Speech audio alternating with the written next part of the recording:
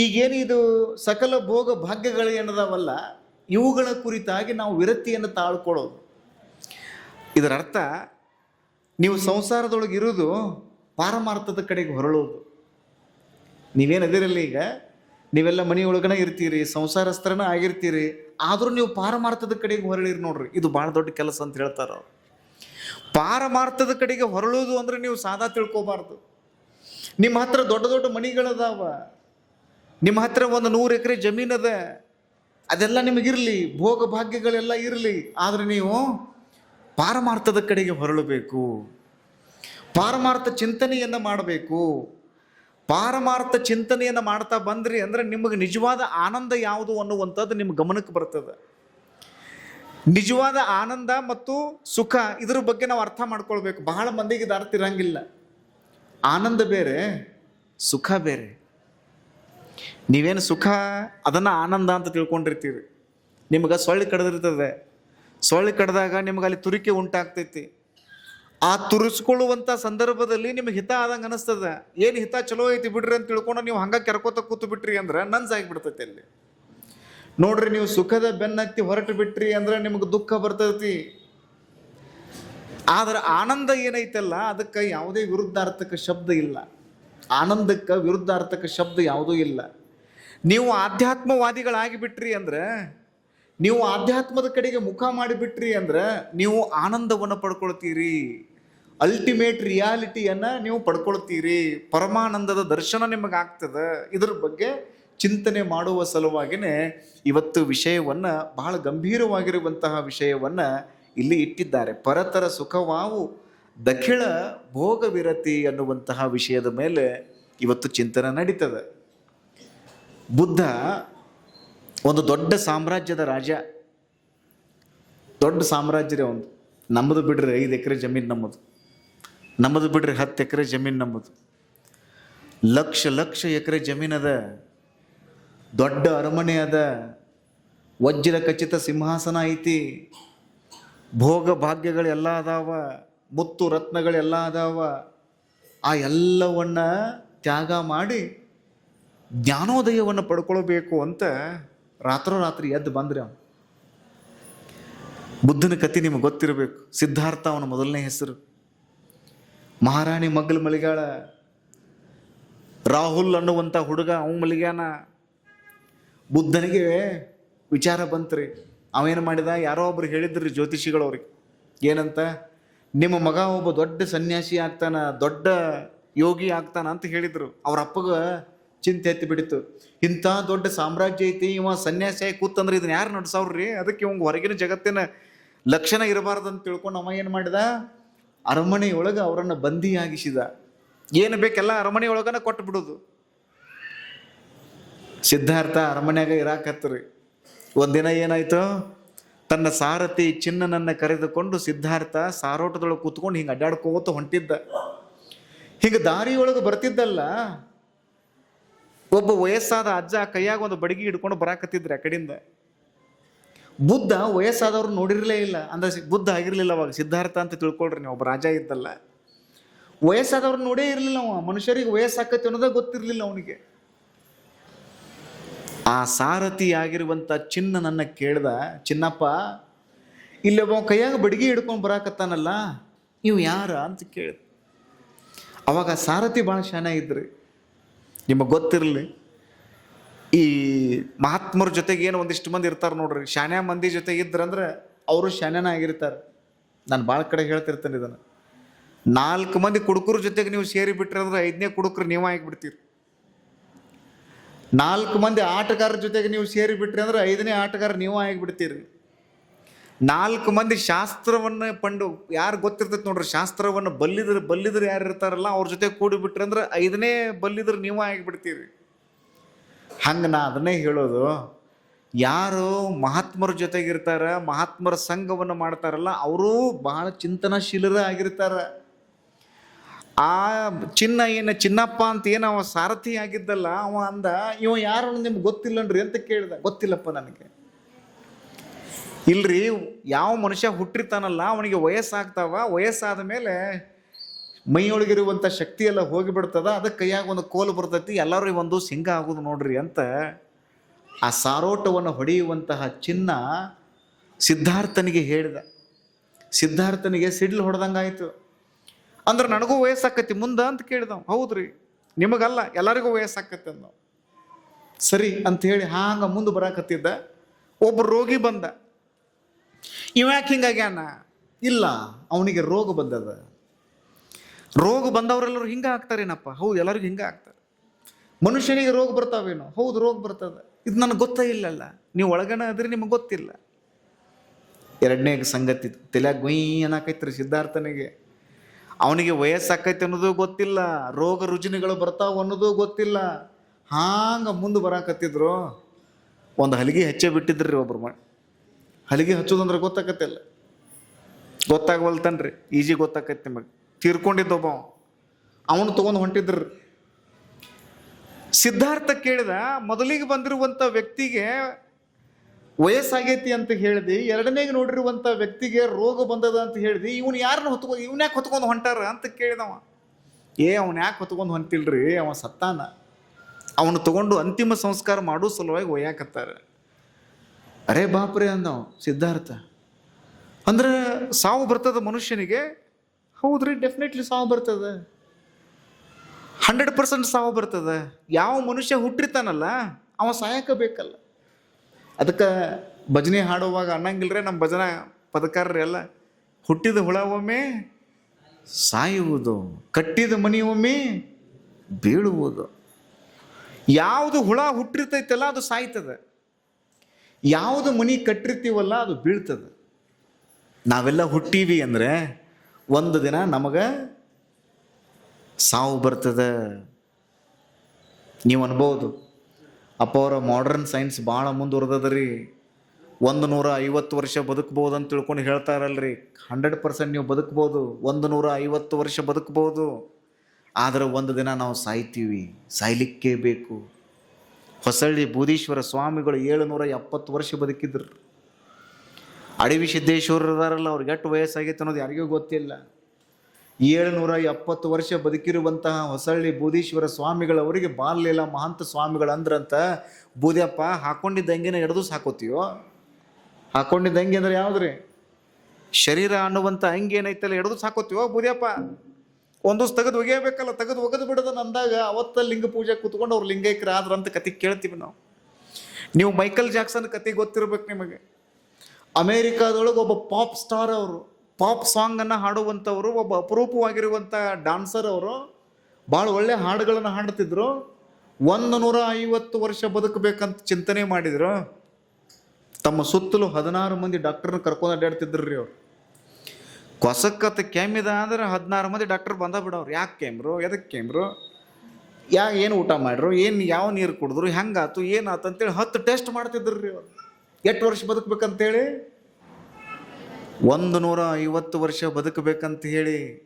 ಆದ್ರೆ Michael Jackson ಯಾವಾಗ ತೀರ್ಕೊಂಡ ಗೊತ್ತದ? 50ನೇ ವಯಸ್ಸಿಗೆ ತೀರ್ಕೊಂಡು ಬಿಟ್ಟ.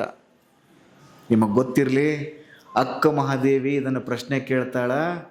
ಏನಂತ ಪ್ರಶ್ನೆ ಕೇಳ್ತಾಳ? ಯಾವುದು ನಾವು ಹುಟ್ಟಿರ್ತೀವಲ್ಲ ನಮಗೆ ಸಾವದ, ಇದನ್ನು ಪ್ರಶ್ನೆ ಕೇಳ್ತಾಳ. ಆವ ವಿದ್ಯೆ ಕಲಿತಾರೇನು, ಸಾವ ವಿದ್ಯೆ ಬೆನ್ನ ಬಿಡದು. ನೀವು ಬೇಕಾದ ವಿದ್ಯೆ ಕಲೀರಿ, ಒಂದು ದಿನ ನಾವು ಸಾಯ್ತೀವಿ. ನೀವು ಬೇಕಾದಂಥ ಜ್ಞಾನವನ್ನು ಪಡ್ಕೊಳ್ರಿ, ಒಂದು ದಿನ ನಾವು ಸಾಯ್ತೀವಿ. ಸ್ವಲ್ಪ ನೀವು ಆಯುಷ್ಯವನ್ನು ಮುಂದಕ್ಕೆ ಹಾಕ್ಬೋದು, ಆದರೆ one day we will die. Definitely we will die. ಒಂದು ದಿನ ನಾವು ಸಾಯ್ತೀವಿ. ಸಿದ್ಧಾರ್ಥ ಸಾರೋಟವನ್ನು ಹೊಡೆಯುವಂತಹ ಚಿನ್ನಪ್ಪನನ್ನು ಕೇಳಿದ, ಸಾಯ್ತಾರ ಮನುಷ್ಯರು? ಹೌದು ಸಾಯ್ತಾರ್ರಿ, ನಿಮಗೆ ಗೊತ್ತಿಲ್ಲ ಇಷ್ಟು ಅಂದ್ ನಾವು. ನೋಡ್ರಿ, 3 ವಿಚಾರಗಳು. ಒಬ್ಬ ವಯಸ್ಸಾದವನ್ನ ನೋಡಿದ್ರು, ಒಬ್ಬ ರೋಗಿಯನ್ನು ನೋಡಿದ್ರು, ಒಬ್ಬ ತೀರ್ಕೊಂಡಿರುವಂಥ ವ್ಯಕ್ತಿಯನ್ನು ನೋಡಿದ್ರು. ಈ 3 ಸಂಗತಿಗಳು ಗುಯ್ ಅನ್ನಕತ್ತೂರು ತಲೆಯೊಳಗೆ. ಅರಮನೆಗೆ ಬಂದ, ತಲೆಯಾಗ ಗುಯ್ ಅನ್ನಕತ್ತೈತಿ. ಊಟ ಮಾಡಕತ್ತ, ತಲೆಯಾಗ ಗುಯ್ ಅನ್ನಕತ್ತೈತಿ. ನಿದ್ದೆ ಮಾಡಕ್ಕಂತ ಹೋದ, ತಲೆಯಾಗ ಗುಯ್ ಅನ್ನಕತ್ತೈತಿ. ಈ ಮನುಷ್ಯನ ಸ್ವಭಾವ ಹೆಂಗದ ಅಂದ್ರೆ, ನಿಮಗೆ ಒಳ್ಳೇದು ಹೇಳಿದ್ರೆ ಪಟ್ನ ತಲೆಯಾಗ ಹೋಗಂಗಿಲ್ರಿ. ಕೆಟ್ಟದ್ದು ಏನಾರು ಹೇಳ್ಬೇಕು ನಿಮ್ಗೆ, ಎಷ್ಟು ಚಲೋ ಹೋಗ್ತೈತಿ ಅಂದ್ರೆ ನಿಮ್ಮ ತಲೆಯಾಗ ಭಾಳ ಚಲೋ ಹೋಗ್ತೈತಿ. ಚಲೋ ಮಾತುಗಳು ಒಮ್ಮೆ ತಲೆಯಾಗ ಹೋಗಂಗಿಲ್ಲ. ಹುಬ್ಬಳ್ಳಿ ಒಳಗೆ ಸಿದ್ಧಾರೂಢರು ಪ್ರವಚನ ಹೇಳ್ತಿದ್ರು ನೋಡ್ರಿ ಎಲ್ಲ ಕಡೆ. ಅಡ್ಡಾಡಿ ಅವರು ಭಾರತವನ್ನೆಲ್ಲ ಅಡ್ಡಾಡಿ ಬಂದ್ರೆ ಹುಬ್ಬಳ್ಳಿಯಾಗ ಇದ್ರು. 50 ವರ್ಷ ಇದ್ರಂತವ್ರು ಹುಬ್ಬಳ್ಳಿಯಾಗ. ಬಹುಭಾಷಾ ಪಂಡಿತರಿದ್ರು, ಶಾಸ್ತ್ರದ ಕುರಿತಾಗಿ ಚಿಂತನೆ ಮಾಡ್ತಿದ್ರು. 20-30 ವರ್ಷಗಳಿಂದ ಚಿಂತನೆ ಮಾಡ್ಕೋತ ಬಂದಿದ್ರು. ಒಂದಿನೂ ತಪ್ಸಿರ್ಲಿಲ್ಲ. ಒಂದಿನ ಅವ್ರಿಗೆ ಆರಾಮ್ ತಪ್ಪಿತ್ರಿ. ಇವತ್ತು ನನಗೆ ಪ್ರವಚನಕ್ಕೆ ಬರಕ್ಕೆ ಆಗಂಗಿಲ್ರಿಪ್ಪ, ಇವತ್ತು ಹಂಗ ಭಜನೆ ಮಾಡಿ ಬಿಡ್ರಿ ಅಂದರು. ಈ ಸಂಘಟಕರಿಗೆ ಕೇಳಿಲ್ರಿ, ಅಪ್ಪ ಅವ್ರು ನೀವು ಬರಬೇಕ್ರಿ ಅಂದ್ರು. ಇಲ್ಲಪ್ಪ ನನಗೆ ಜ್ವರ ಬಂದಾವೋ ತಮ್ಮ, ಅರ್ಥ ಮಾಡ್ಕೋ, ಇವತ್ತು ನನಗೆ ಪ್ರವಚನ ಹೇಳಕ್ಕೆ ಆಗಂಗಿಲ್ಲ. ಮತ್ತೆ ಹೆಂಗೆ ಮಾಡಿದ್ರಿ ಅಪ್ಪ ಅವ್ರು? ಏನು ಮಾಡೋದು? ಅಲ್ಲೇ ಜಡಿಸಿದ್ರದಾರಲ್ಲ, ಕರ್ಕೊಂಡು ಹೋಗ್ರಿ ಅವ್ರನ್ನ. ಹುಬ್ಬಳ್ಳಿ ಒಳಗೆ ಜಡಿಸಿದ್ರು ಅಂತ ಒಬ್ರು ಇದ್ರು, ಅವಧೂತ ಮನುಷ್ಯ ಅವರು. ಇಲ್ಲಿ ಹೆಂಗೆ ಅದಾರಲ್ಲ ಅವಧೂತ ಮಹಾರಾಜರು ಇದ್ರಲ್ಲ, ಹಂಗೆ ಅವಧೂತ ಮನುಷ್ಯ ಆಗಿದ್ರು ಅವ್ರು. ಅವ್ರನ್ನ ಕರೆಸಿ ಪ್ರವಚನ ಕೇಳ್ರಿ, ಇವತ್ತೊಂದು 1000 ಪ್ರವಚನ ಹೇಳ್ತಾರೆ. ಮತ್ತು ನಾಳಿಂದ ನಾ ಬರ್ತೀನಿ ಅಂದರು. ಇವರೆಲ್ಲ ಬಂದ್ರಿ, ಕಾಯಿ ಕರ್ಪೂರ ಎಲ್ಲ ತೊಗೊಂಡು ಆ ಕಡೆ ಬರ್ಬೇಕಲ್ಲ. ಅಪ್ಪಗಳಿಗೆ ಮತ್ತೆ ಆಮಂತ್ರಣ ಕೊಡ್ಬೇಕಂದ್ರೆ ಹಂಗೆ ಬರ್ಬೇಕಲ್ಲ. ನೀವು ತಲೆಯಾಗಿ ಇಟ್ಕೊಳ್ರಿ. ಸಣ್ಣ ಸಣ್ಣ ಹುಡುಗರು ಇರುವಂಥ ಮನೆಗೆ ಮತ್ತು ಮಠಕ್ಕೆ ಹೋಗುವಾಗ ಏನಾರು ತೊಗೊಂಡು ಹೋಗ್ಬೇಕ್ರಿ ನೀವು. ಸಣ್ಣ ಹುಡುಗರು ಇರುವಂಥ ಮನೆಗೆ ಹೋಗುವಾಗ ನೀವು ಹಂಗೆ ಕೈ ಬೀಸಾಡ್ಕೋತ ಹೋಗಿಬಿಟ್ರಿ ಅಂದ್ರೆ ಅವ್ರು ಹಾಡ ಹಾಡ್ತಾರೆ. ಮಾಮ ಬಂದಾನೋ, ಏನು ತಂದಾನೋ, ಮುಂದಿನ ಅಂತಿರೋ ನನ್ನ ಅಲ್ರಿ. ಮಾಮ ಬಂದಾನೋ, ಏನು ತಂದಾನೋ, ಹಂಡೇದಂತ ಹೊಟ್ಟಿಗೆ ಬಿಟ್ಕೊಂಡು ಹಂಗೆ ಬಂದಾನು. ಅದ್ನ್ಯಾಕ ಕಣ್ಲ್ರಿ ನಾನು, ನಿಮಗೆಲ್ಲ ಗೊತ್ತೈತೆ ಅದು. ಇದು ನನ್ನಂಗಿಲ್ರಿ. ಸಣ್ಣ ಹುಡುಗರು ಇರುವಂಥ ಮನೆಗೆ ಹೋಗಿ ನೀವು ಕೈ ಬೀಸಾಡ್ಕೋತ ಹಂಗೆ ಹೋದ್ರಂದ್ರೆ ಅವ್ರು ಹಾಡ ಹಾಡ್ತಾರೆ. ಮಾಮ ಬಂದಾನೋ ಏನು ತಂದ, ಇದನ್ನ ಹಾಡ ಹಾಡ್ತಾರೆ. ನೀವು ಮಠಕ್ಕೆ ಬರಬೇಕಾದ್ರೂ ಏನಾರು ತೊಗೊಂಡು ಬರ್ಬೇಕ್ರಿ ನೀವು. ಯಾಕಂದ್ರೆ ಆ ಮಠಕ್ಕೆ ಬರುವಂಥ ಸಂದರ್ಭದಲ್ಲಿ ನಿಮ್ಮ ಮನೆಯೊಳಗಿರುವಂಥ 2 ಬಾಳೆಹಣ್ಣರ ತೊಗೊಂಡು ಬರ್ತೀರಿ, ಒಂದು ಬಟ್ಟಲದೊಳಗೆ ಸಕ್ಕರೆಯರ ತೊಗೊಂಡು ಬರ್ತೀರಿ, ಅಕ್ಕಿಯರ ತೊಗೊಂಡು ಬರ್ತೀರಿ, ಬಿಸಿ ಬಿಸಿ ರೊಟ್ಟಿ ಮಾಡಿದ್ರಿ ಅಂದ್ರೆ 2 ರೊಟ್ಟಿಯರ ತೊಗೊಂಡು ಬರ್ತೀರಿ. ನಿಮಗೆ ಭಾಳ ಸ್ಪಷ್ಟವಾಗಿ ಗೊತ್ತೈತಿ, ನಮ್ಮ ಊರಿನ ಮಠಕ್ಕೆ ನಾವು ಒಂದು ರೊಟ್ಟಿ ಕೊಟ್ಟಿವಂದ್ರೆ ಆ ರೊಟ್ಟಿ ಯಾವ ಭಕ್ತರ ಬಾಯಾಗ ಬಿದ್ದಿರ್ತೈತಲ್ಲ, ಅದು ಭಕ್ತರ ಬಾಯಾಗ ಬಿದ್ದಂಗಲ್ಲ, ಸಾಕ್ಷಾತ್ ಭಗವಂತನ ಬಾಯಾಗನ ಅದು ಬೀಳ್ತೈತಿ ಅನ್ನುವಂಥ ಒಂದು ನಂಬಿಕೆಯೊಳಗೆ ನಾವು ತೊಗೊಂಡು ಬಂದು ಕೊಡ್ತೀವಿ. ಎಷ್ಟು ಚೆನ್ನಾಗದ ನೋಡ್ರಿ ನಮ್ಮ ಸಂಸ್ಕೃತಿ ಇದೆಲ್ಲ. ನೀವು ಮಠಕ್ಕೆ ಬರ್ಬೇಕಾದ್ರೆ ಏನಾರು ತೊಗೊಂಡು ಬರ್ತೀರಲ್ಲ, ಹಂಗೆ ಸಿದ್ಧಾರೂಢರು ಪ್ರವಚನಕ್ಕೆ ಒಲ್ಲ ಎಂದಿದ್ದಕ್ಕೆ ಜಡಿಸಿದ್ರ ಹತ್ರ ಹೋದ್ರಲ್ಲ, ಅವ್ರ ಹತ್ರ ಬಂದ್ರಿ ಅವ್ರು, ಹಣ್ಣಿಗಿನ್ನು ತೊಗೊಂಡು ಬಂದ್ರವ್ರು. ಯಾಕ್ರೋ ತಮ್ಮ ಈ ಕಡೆ ಬಂದಿರಲ್ಲ? ಅಪ್ಪ ಅವ್ರ ಒಂದು ಗದ್ಲಾಗೈತ್ರಿ. ಏನು ಗದ್ಲಾಗೈತೋ ಅಂದ್ರು. 20 ವರ್ಷ ಆತ್ರಿಯಪ್ಪ ಶಾಸ್ತ್ರ ಹೇಳಕತ್ತಾರ ಅಪ್ಪ ಅವರು. ಇವತ್ತು ಅವ್ರಿಗೆ ಆರಾಮಿಲ್ಲ, ನಮ್ಮ ಪದ್ಧತಿ ನಾವು ತಪ್ಪಿಸ್ಬಾರ್ದ್ರಿಪ್ಪ, ಇವತ್ತು ಬಂದು ನೀವು ಒಂದಿಟ್ಟು ಶಾಸ್ತ್ರ ಹೇಳ್ರಿ. ಜಡಿಸಿದ್ರಂದ್ರು, ನಾ ಏನು ಹೇಳ್ರು ಕೇಳ್ತೀರ ನೀವು ಅಂದ್ರು. 100% ರೀ ಅಪ್ಪ ಅವ್ರು, ನೀವೇನು ಹೇಳ್ತೀರ ಅದನ್ನೆಲ್ಲ ನಾವು ಕೇಳ್ತೀವಿ, ಪಕ್ಕ ಕೇಳ್ತೀವಿ, ಹೇಳ್ರಿ. ಈಗ ಹೇಳ್ರಿ ತಮ್ಮ, ನಾ ಏನು ಹೇಳ್ರು ಕೇಳ್ತೀರ ನೀವು? ಕೇಳ್ತೀವ್ರಿ. ಇನ್ನೊಮ್ಮೆ ಹೇಳ್ರಿ, ಈಗ ಹೇಳ್ರಿ ಕೇಳ್ತೀರೇ ಅಂದ್ರು. 10 ಸರಿ ಕೇಳಿದ್ರಿ ಅವ್ರು. 10 ಸರಿ ಇವ್ರಿಗೂ ಹೆಗಲ ಮೇಲೆ ಒಂದು ಟವಲ್ ಹಾಕೊಂಡು, ಅಪ್ಪ ಅವ್ರ ನೀವು ದೊಡ್ಡ ಗುರುಗಳ್ರಿ, ನೀವು ಏನು ಹೇಳ್ತಿರಲ್ಲ ಅದು ನಾವು ಕೇಳ್ತೀವಿ ನೋಡ್ರಿ. ನಾನು ನಡ್ರಿ ಮುಂದೆ ನಾ ಬರ್ತೀನಿ ಅಂದರು. ಅವರು ಬಂದರು, ಎಲ್ಲರೂ ಕುತ್ಕೊಂಡ್ರಿ. ಹಿಂಗೆಲ್ಲ ಏನು ಕುತ್ಕೊಂಡ್ರಲ್ಲ, ಹಿಂಗೆಲ್ಲ ಕುತ್ಕೊಂಡಿದ್ರು. ಜಡಿಸಿದ್ರು, ಬಂದು ವೇದಿಕೆ ಮೇಲೆ ಕುತ್ಕೊಂಡು. ಬ್ರಹ್ಮ ವೇದಿಕೆ. ಸಿದ್ಧಾರೂಢರು ಬಂದಿಲ್ಲ. ಜಡಿಸಿದ್ರು, ಚಾಲೋ ಮಾಡಿದರು. ಏನು ಚಾಲೋ ಮಾಡಿದರು? ಮೊದಲಿಗೆ ಸ್ತೋತ್ರ ಪ್ರಾರ್ಥನಾ ಮಾಡಿ ಚಾಲೋ ಮಾಡ್ಲಿಲ್ರಿ ಅವರು. ಮತ್ತೇನ್ರಲ್ಲೇ ಮಕ್ಕಳ್ರಿ ಅಂದರು. ಯಾರಿಗ್ರಿ? ಮುಂದೇನು ಪ್ರವಚನ ಕೂತ್ ಕೇಳಾಕತ್ತಿದ್ರಲ್ಲ ಅವ್ರಿಗೆ. ಎಲ್ಲರಿಗೂ ಸಿಡ್ಲು ಹೊಡೆದಂಗಾಯ್ತು. ಬ್ರಹ್ಮ ವೇದಿಕೆ ಮೇಲೆ ಕುತ್ಕೊಂಡು ನಮ್ಮ ಅಪ್ಪ ಸಿದ್ಧಾರೂಢ 20 ವರ್ಷ ಪ್ರವಚನ ಹೇಳ್ಯಾನ, ಯಾವಾಗೂ ಹಿಂಗೆ ಮಾತಾಡಿದವಲ್ಲ. ಇವು ಜಡಿಸಿದ್ರು, ಮತ್ತೇನ್ರಲ್ಲೇ ಮಕ್ಕಳ್ರಿ ಅನ್ನಕತ್ತಾರ. ಹಿಂಗ್ಯಾಕೋಪ ಸ್ವಾಮಿಗಳು ಇವ್ರಂತ ಅವ್ರವ್ರ ಮಾತಾಡಕತ್ತಾರ್ರಿ. ಅಟ್ಟಕ್ಕೆ ಬಿಡ್ಬೇಕು ಬೇಡ್ರಿ, ಮತ್ತೇನ್ರಲ್ಲೇ ಮಕ್ಕಳ್ರಿ, ನೀವು ಅಂಥ ಮಕ್ಕಳು, ನೀವು ಇಂಥ ಮಕ್ಕಳು ಚಲೋ ಮಾಡಿರಿ, ನೀವು ಅಂಥ ಮಕ್ಕಳು ಇಂಥ ಮಕ್ಕಳು ಹಂಗದಿರಿ ಹಿಂಗದಿರಿ, ಅಶ್ಲೀಲವಾಗಿ ಬೈಯೋದಕ್ಕೆ ಶುರು ಮಾಡಿದರು. ಅಷ್ಟರೊಳಗನ ಒಂದಿಷ್ಟು ಮಂದಿಗೆ ತಲೆ ಕೆಟ್ಟು ಬಿಡ್ತಾರೆ. 20 ವರ್ಷ ಶಾಸ್ತ್ರ ಕೇಳಿದ್ರಲ್ಲ, ಚಲೋ ಹೇಳ್ತಾರಂತ ಸ್ವಾಮಿಗಳನ್ನ ಕರೆಸಿದ್ರೆ ಹಿಂಗೆ ನಮ್ಗೆ ಎತ್ತಬೇಕಂತ ಮಾತಾಡಕತ್ತಿರಲ್ಲ. ಒಬ್ಬ ಸಂಸಾರಿಕರಾಗಿ ನಾವು ಅಂಥ ಭಾಷೆ ಮಾತಾಡಂಗಿಲ್ಲ, ಅಂಥ ಭಾಷೆ ಬ್ರಹ್ಮ ವೇದಿಕೆ ಮೇಲೆ ಕೂತು ಮಾತಾಡಕತ್ತಾರಲ್ಲ, ತೋರಿ ಸ್ವಾಮಿಗಳನ್ನ ತಿಳ್ಕೊಂಡು ಒಬ್ಬ ಎದ್ದ ಬಿಟ್ರಿ. ಅವ ಒಬ್ಬ ಎದ್ದಿದ್ದು ನೋಡಿ ಮತ್ತೊಂದಿಷ್ಟು ಮಂದಿ ಎದ್ರು. ಅಲ್ಲೇ ಗದ್ಲೆದ್ದು ಬಿಡ್ತು, ಗುಲ್ಲೆದ್ದು ಬಿಡ್ತು, ದೊಂಬಿ ಶುರುವಾಯಿತು, ಗಲಾಟೆ ಶುರುವಾಯಿತು. ಎಲ್ಲರೂ ಜೋರಾಗಿ ಮಾತಾಡಕ್ಕೆ ಶುರು ಮಾಡಿದರು. ಸ್ವಾಮಿಗಳು ಹಿಂಗ್ಯಾಕೆ ಮಾತಾಡ್ತಾರಂತ ತಿಳ್ಕೊಂಡು ಮಾತಾಡಕ್ಕೆ ಶುರು ಮಾಡಿದರು. ಎಲ್ಲ ಆದಮೇಲೆ ಅಪ್ಪ ಅವ್ರು ಸುಮ್ಮನೆ ಕೂತು ಬಿಟ್ಟಿದ್ರು. 10 ನಿಮಿಷ ಆದಮೇಲೆ ಎಲ್ಲರೂ ಮಾತಾಡಿ ಸುಮ್ಮಾದರು. ಜಡಿಸಿದ್ರು, ಒಂದೇ ಪ್ರಶ್ನೆ ಕೇಳಿದ್ರಂತೆ, ನಾ ಮಾತಾಡಿದ್ದು ನಿಮ್ಗೆ ಹತ್ತನಪ್ಪ ಅಂತ ಕೇಳಿದ್ರು. ಏನ್ರಿ ಅಪ್ಪಾರ ಎತ್ತಬೇಕತ್ತ ಮಾತಾಡತ್ತೀರಿ, ನಾವು ಸಂಸಾರಿಕರು ಮಾತಾಡಂಗಿಲ್ಲ, ಹಂಗೆ ಬೇಯಾಕತ್ತೀರಿ, ಅಂಥ ಮಕ್ಕಳು ಇಂಥ ಮಕ್ಕಳು ಹಂಗಾತ ಹಿಂಗಾತ ಏನೆಲ್ಲ ಮಾತಾಡಕತ್ತೀರಿ, ನಮಗೆ ಸಿಟ್ಟು ಬರುವತ್ತನ್ರಿ. ಜಡಿಸಿದ್ರು ಅಂದ್ರಂತ, ನಾ 2 ನಿಮಿಷ ಮಾತಾಡಿದ್ದಕ್ಕೆ ಇಷ್ಟು ಹಚ್ಕೊಂಡಿದ್ದಕ್ಕೆ ನಿಮ್ಗೆ ಇಟ್ಟು ಸಿಟ್ಟು ಬರಾಕತ್ತೈತೆಲ್ಲ, 20 ವರ್ಷ ಆತ ನಮ್ಮ ಅಪ್ಪ ಸಿದ್ಧಾರೂಢ ಪ್ರವಚನ ಹೇಳಾಕತ್ತಾನ, ಅವನ ಮಾತು ಏನಾರು ಇಟ್ಟು ಹಚ್ಕೊಂಡಿದ್ದ ಅಂದ್ರೆ ನೀವು ಸಿದ್ಧಾರೂಢರು ಆಗಿಬಿಡ್ತಿದ್ರಲ್ಲೇ, ನಿಮಗೇನು ಪ್ರವಚನ ಹೇಳೋದೈತೆ ನಡ್ರಿ ಅಂದ್ರೆ. 20 ವರ್ಷ ಆತ ಅವ ಕುತ್ಕೊಂಡು ನಿಮ್ಮ ಮುಂದೆ ಹೇಳಾಕತ್ತಾನ ಸಿದ್ದಪ್ಪ, ಅವನ ಮಾತು ನಿಮ್ಗೆ ಹತ್ತಲಿಲ್ಲ, ನನ್ನ 2 ನಿಮಿಷದ ಮಾತು ಎಷ್ಟು ಹತ್ಯಾವಲ್ಲ ನಿಮಗಂದ್ರು. ನಾ ಯಾಕೆ ಈ ಮಾತು ಹೇಳಿದ್ನಿ ಹೇಳ್ರಿ, ನಿಮ್ಗೆ ಚಲೋ ಅಂತದ್ದು ಹತ್ತಂಗೆ ಇಲ್ಲ ತಲೆಯಾಗ. ಏನಾರಿ ನಾವು ಒಂದಿಟ್ಟು ಕೊಂಕ ಮಾತಾಡ್ಬೇಕು ನೋಡ್ರಿ. ಈಗ ಯಾಕ್ರಿ ಅಪ್ಪಗಳದ ಬರೋಬ್ಬರ ಐತಿಲ್ರಿ ಅಂತ ಚಲೋ ಮಾಡ್ತೀರಿ ನೀವು. ಸಿದ್ಧಾರ್ಥ ಸುಂದರವಾದ ಪ್ರಪಂಚವನ್ನು ನೋಡಿದ್ದ. ಆ 3 ದೃಶ್ಯಗಳು ಏನದಾವಲ್ಲ, ಒಬ್ಬ ವಯಸ್ಸಾದವ, ಒಬ್ಬ ರೋಗಿ ಬಂದ, ಒಬ್ಬ ಹೆಣ ಬಂತು, ಅವನ ಹೆಣ ತೊಗೊಂಡು ಹೊಂಟಿದ್ರು.